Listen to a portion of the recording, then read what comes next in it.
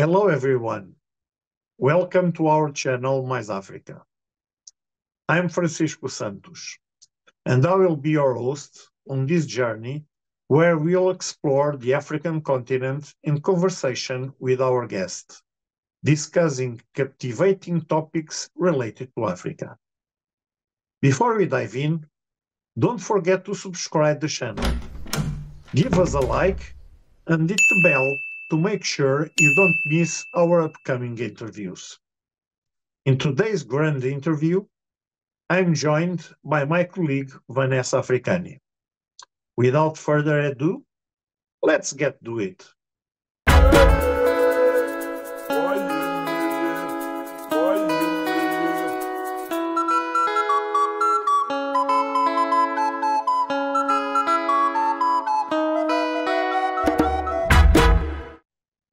Mr. Kilangi, before we begin, I would like to thank you for your willingness to grant us this interview.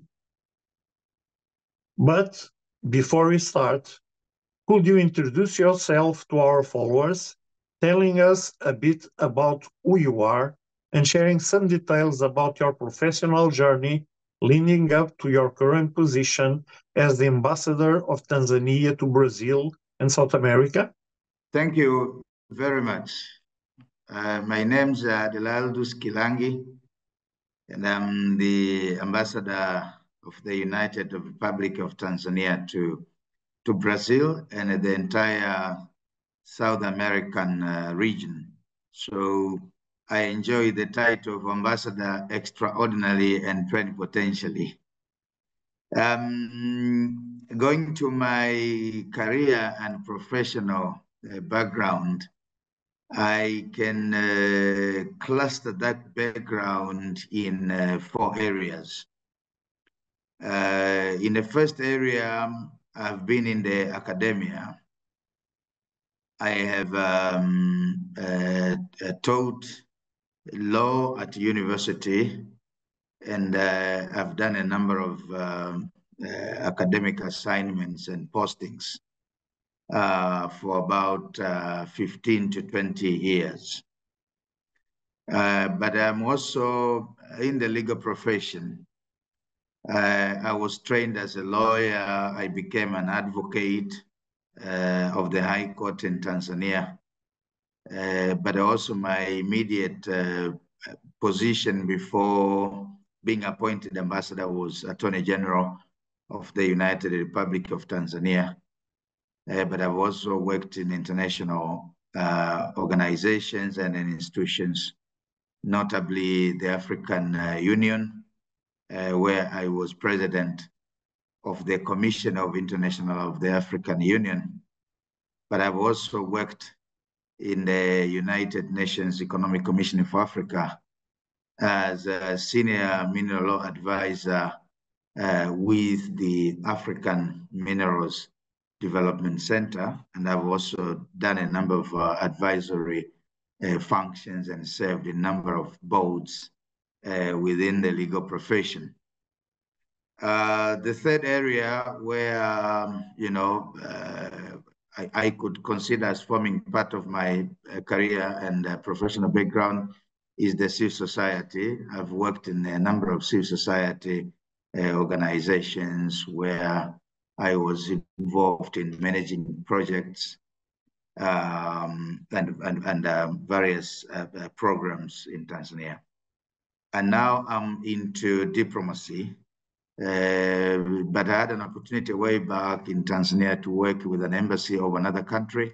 That was the embassy of Denmark in Tanzania, where I worked and functioned as a program officer. But also my working with the international organizations, as I've mentioned, I think I've also built my diplomatic bases in that area. And now I'm ambassador. Thank you very much, Mr. Ambassador. First of all, I would like to say hi. Hi, Francisco. Hello, good morning, good afternoon to our audience. I asked to make this interview because, being honest, I fell in love with Tanzania. I don't know if the atmosphere, I don't know if because of the persons, because the people are always smiling there, because nice place to visit. So I would like to promote and to bring more about Tanzania, more about your work. So this is why we thought about to make this interview. Mr. Ambassador, thank you so much for coming. Mr. Ambassador, as lawyer of the High Court of Tanzania and a member of many legal institutions, including the Tanganyika Law Society and the East African Law Society, did you have this experience in the legal field?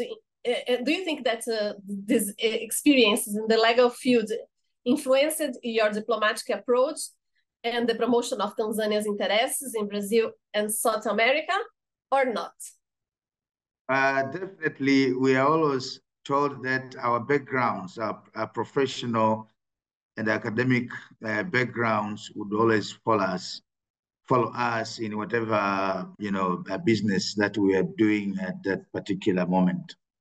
But let me start by saying that when we talk about Tanzania's interests in Brazil and South America, in the first place is to continue to strengthen the bilateral relations that we have between Tanzania and this country, and as well as other countries of the South American region.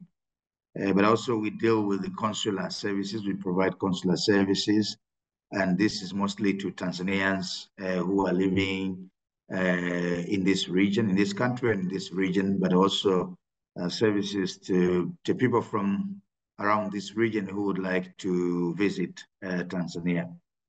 However, much more, maybe of much more importance, is the question of diplomatic, economic diplomacy relations. This is a relatively new term, but you're talking about cooperation, using diplomacy to foster cooperation in areas of trade and investment. Now, when you mention about all these things, in my view, they will finally, and at the end of the day, come to the question of law or revolve around the law. Because if you talk about bilateral relations, definitely, they must be formalized using the law. If you talk about consular matters, you will have to invoke the law at some point in time. If you talk about trade, you talk about investment, I think much so in terms of using the law. You also talk about other economic relations. It will come to signing memoranda of understanding, other contracts, bilateral investment treaties, and the like. So at the end of the day, you cannot run away from the law. The law will always be with you. And I think with my background in law and in all the areas where I have worked, I think gives me a lot of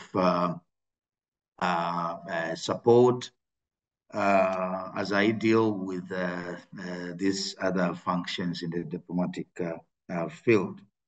And generally, when you talk about international relations, it's about a rule-based order. We talk about international relations being a rule-based order, and once again, you cannot run away from the law. So the law is very useful in my work as a diplomat. Mr. Ambassador, you held the position of President of the African Union Commission on International Law. You have told us already that law is the basis for everything. So, how have these experiences in regional and international organizations contribute to your perspective on global and regional cooperation? Thank you very much. I might need to describe, though very briefly, about what we were doing in the African Union Commission on International Law. So our main task was to develop international law in Africa and address new and emerging areas in the field of international law where rules and principles have not been sufficiently developed. So that was our main work. But I must admit and say this, that in the course of doing our work, I came across a lot of experience and understand a lot of issues, and understand, the world situation and realities, in a better way, from a better vantage point. And one of the things that I understood very well is that, the world has been, but it will always continue to be a polarized stage where you have different points of view on different matters, where you have different interests on different matters, and the conduct of world affairs, in my view, is always interest driven. And when I talk about interest driven, I do not necessarily, invoke this concept in a negative way, but it could also be invoked in a very positive way, that the word without interest, the word would be a very boring place. So the word agenda and issues are driven by interest. But what is important is, in this context of interest-driven world issues, world affairs, world activities, interactions, one needs to clearly define their own interest. What is your interest? So as developing countries, what is our interest or our interests? As Tanzania, what is our interests? As Brazil and many other countries, what are our interests? And then once you define those interests, then you would really think of joining hands with like-minded people, countries, and see how you could further and develop interest.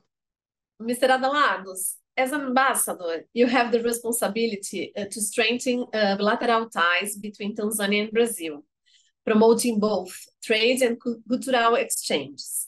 Could you share some notable initiatives implemented during your time in the office to enhance this cooperation? Thank you very much for the question. Actually, you're asking me about the mainstay of my being present in Brazil and in the Southern American region at large. I've been in Brazil for roughly more than 1.5 years, precisely about 20 months. As I said before, our main functions are perhaps the three: fostering bilateral relations, that's one, and then working on consular issues, that's two, but three, and where we put a lot of thrust these days is working on economic diplomacy. That means investigating, opportunities, setting up a strategy, setting up plans on those opportunities where you could foster trade and investment between these two countries. This is where you have the mainstay of the economic diplomacy concept. Now, since I came to Brazil, I've been taking up a number of initiatives. In the first place, to explore, because everything starts with exploration, and then after exploration, then you define, you come up with the findings. So I've been doing research, I've been doing exploring work, and I can assure you that there are so many areas that we have discovered that we could foster and create cooperation between Tanzania and Brazil. I could start with the area of bilateral relations, for example, where we had these political consultations that had consultations between Tanzania and Brazil that has started way back in 2018. These are discussions between these two governments on the sectors that they think they would need to enhance cooperation. So those consultations had stalled for some time, and we wish now to revamp them. So revamping political consultations will be one of our utmost priorities. But when it comes now to initiatives, specific initiatives within various sectors, we have taken a number of initiatives in this exploratory and research work that we have been doing. For example, in the area of agriculture, we have been studying very keenly the agricultural transformation program in Brazil that was undertaken a number of years way back. How has it worked? Is there anything that we can learn in Tanzania, we can emulate from this country? But also we're exploring possibilities of cooperation in training and research, and employing research and development to our agricultural sector. There are lots of developments in this country in terms of training. You have universities, training centers, and we think we can develop cooperation in a number of areas. There is the area of transfer of technology, and especially the enhanced use of mechanization in the agricultural sector, which is something that this country has achieved so much, and we think that there is a lot that we can learn.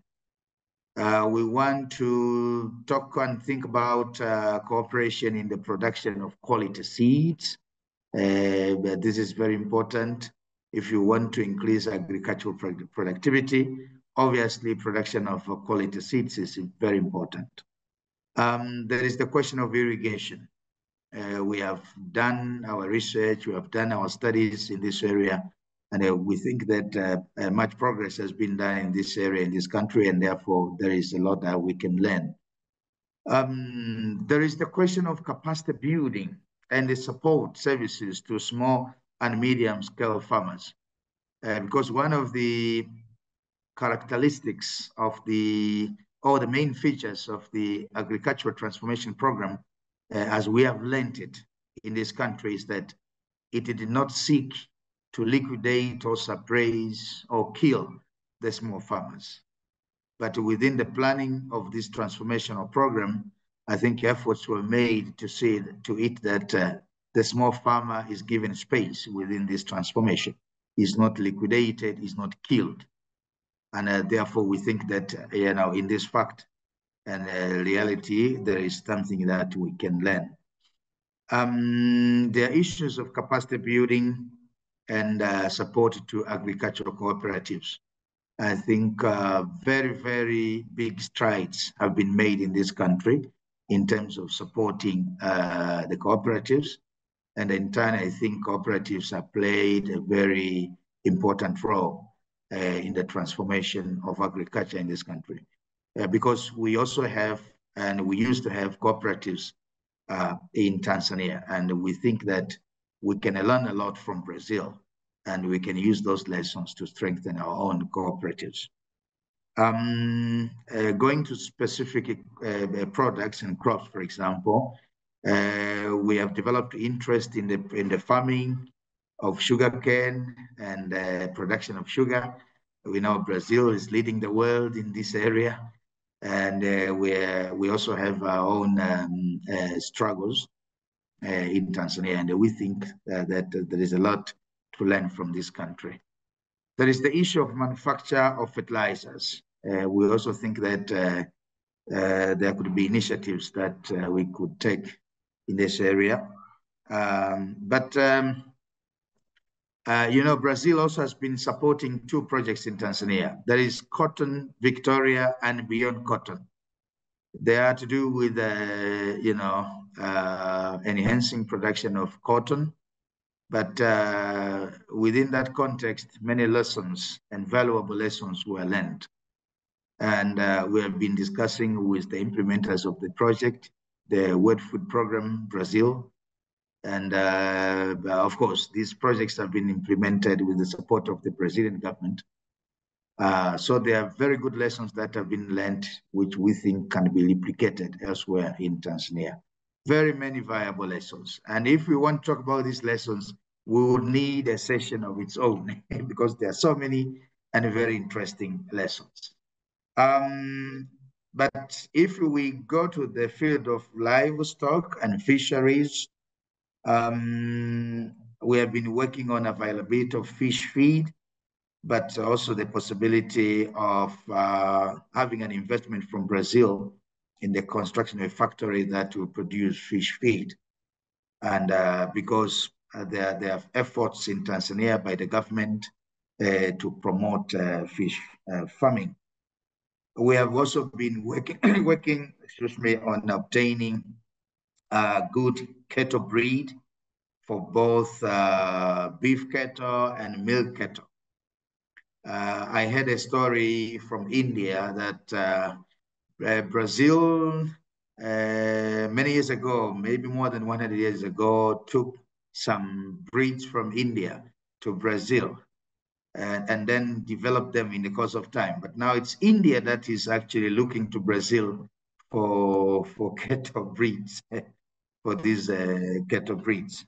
So it's an interesting area. We think that we might want to do something about it. In the same area, sector of fisheries and livestock, there is the question of poultry or chicken farming, where, you know, again, this country is leading in the world, I think, in the production of, you know, chicken meat. So chicken farming, and we think that there is a lot that we can learn from this country. Should I continue? There are so many things, initiatives in the other sectors. I can just go quickly. Initiatives in the tourism sector. We are putting in place plans to see if we can promote Tanzania's tourism attractions. We have a lot of attractions that we can say to Brazil, like wildlife tourism, but even beach tourism. I know Brazil is much developed in terms of beach tourism, but also we have beach tourism attractions in Tanzania. But you know, in the same vein, to see if we can learn from Brazil in terms of how to organize and run, you know, beach tourism and the nature tourism, for which Brazil is very good at. We have initiatives in the housing sector. And all these initiatives that I'm talking about, we have done some work. You know, we have done some follow-up work. So we have been quite busy. We have initiatives in the housing sector. We were very much impressed by the Minha Casa, Minha Vida program in Brazil. My house, my life. Yes. And I want to put it in Kiswahili. Nyumba yangu, maisha yangu. Oh. Nyumba yangu, maisha yangu. My house, my life. Minha casa, minha vida. We are trying to see if we can replicate that in Tanzania. But also we are undertaking initiatives to see if we can partner cities and create sister cities arrangements between cities in Brazil and cities in Tanzania. In terms of trade and investment, we have been working on an agreement that has been, you know, in the pipelines for quite some time, the avoidance of double taxation agreement. We want to see if we can bring it to finality. But also we have been working on pairing and you know, promoting cooperation between our chambers of commerce, meaning the chambers of commerce of Brazil and the chambers of commerce of Tanzania. But of course, we started with the chambers of commerce of Rio de Janeiro state. In the energy sector, we have been inspired about the production and the use of ethanol in this country, and therefore we have started discussions with our government way back home to see whether we can learn about production and use of ethanol. There is also production and use of biogas. I know there are plants and factories that produce biogas, but also we want to see if we can continue. There have been cooperation, but to see if we can continue the cooperation between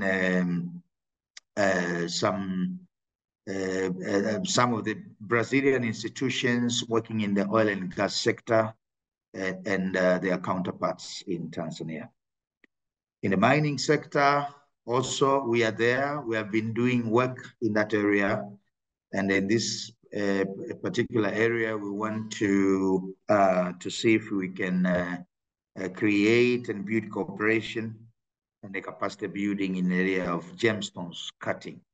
Brazil, again, I think is doing very well in this area, learning from what is happening in Belo Horizonte in Minas Gerais. In the education sector, science and technology and languages, we have learned about the existence of technological parks, and we want to see if we can emulate the same in Tanzania.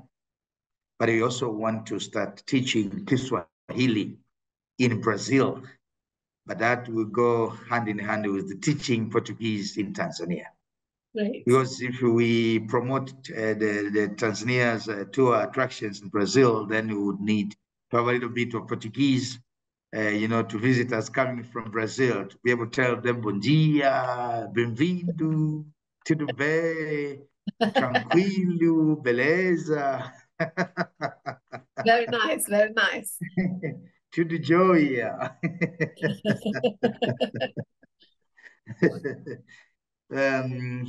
In the health sector also, we have been taking up some initiatives, specifically to be able to have access to quality drugs, which are being manufactured in Brazil, but also to see if we can attract some of the companies that have invested here to come and invest also in Tanzania in the production of similar drugs.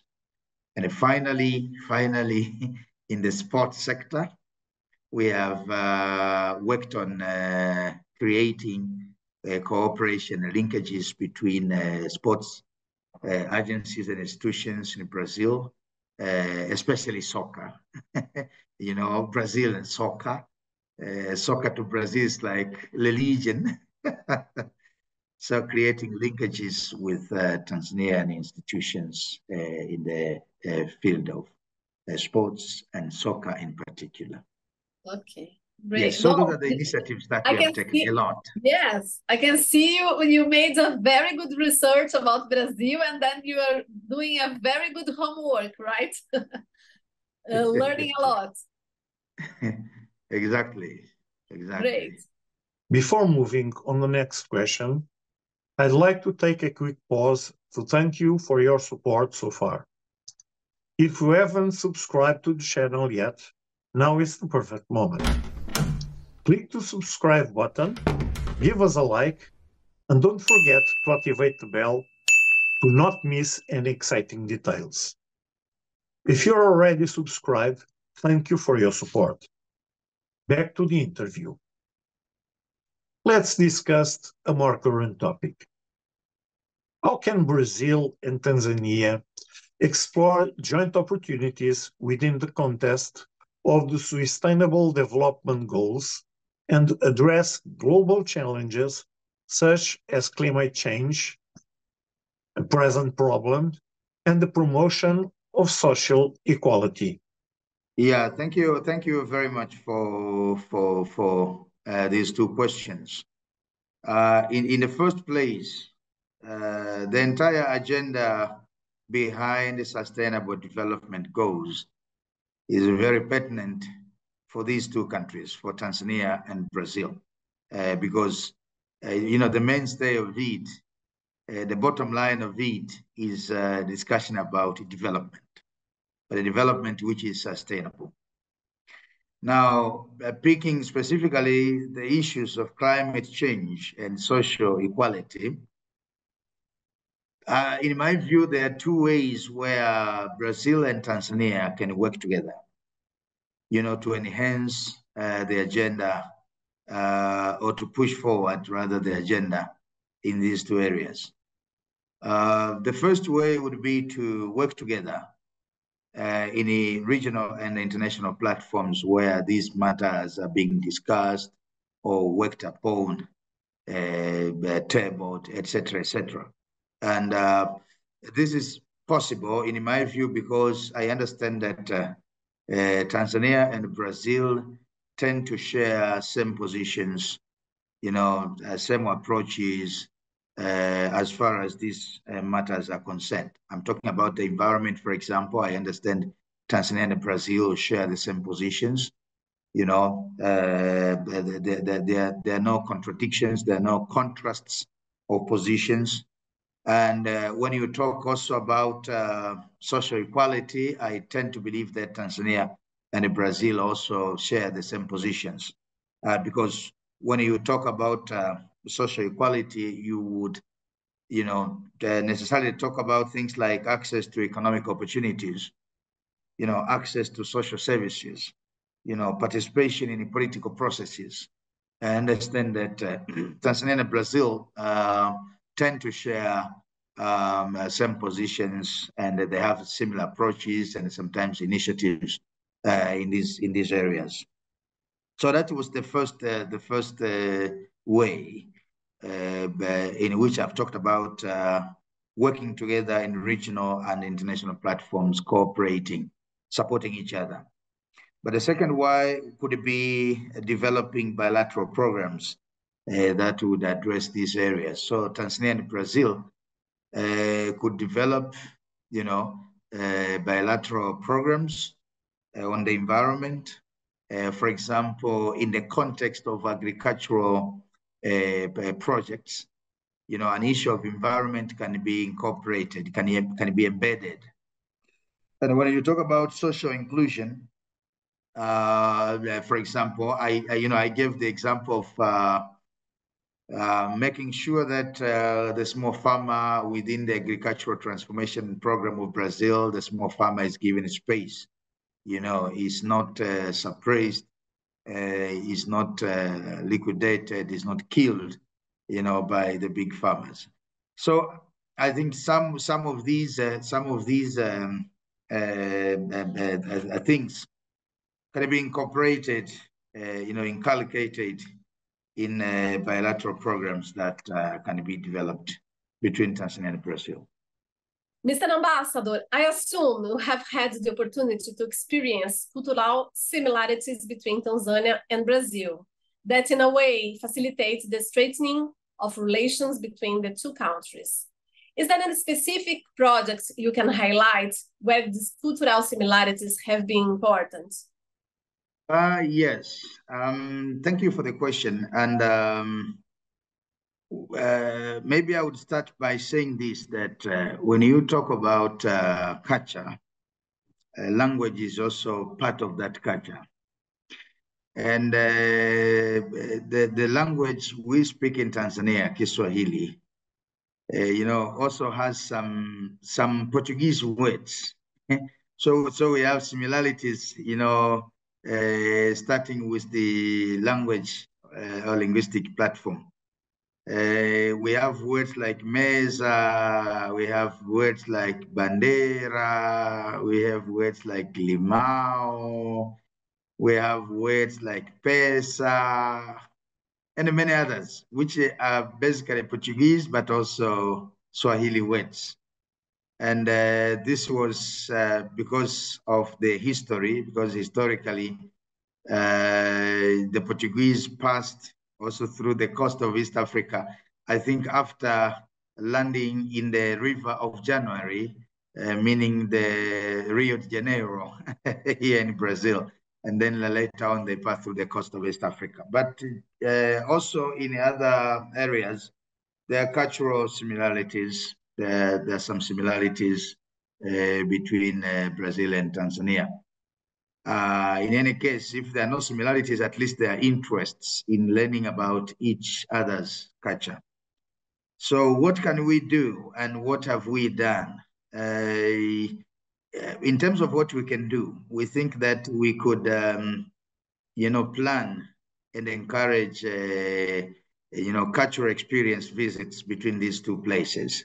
So people from Brazil to come to Tanzania, and they can do this in the context of tourism, because within tourism, we also have cultural tourism. So once they come, Brazilians come to Tanzania to learn about various, and to experience the various tour attractions, they can also experience, cultural aspects of that tourism.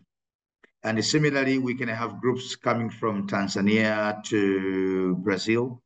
Also, they can experience the culture of Brazil, including attending to the carnival events, which are very popular all over the world. And so many people would ask me about the carnival, how is it done? Can we participate? And all sorts of questions. And I say, well, the door is open. Only that there will be too many people coming from all over the world to attend these events. But otherwise, we could also create cooperation between our institutions that promote culture between Tanzania and Brazil.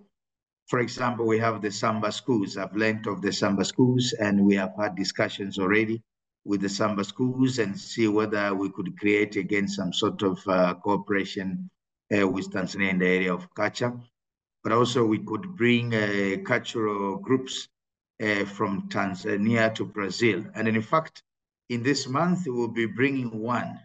It's a Maasai, among the prominent cultural communities in Tanzania are the Maasai people.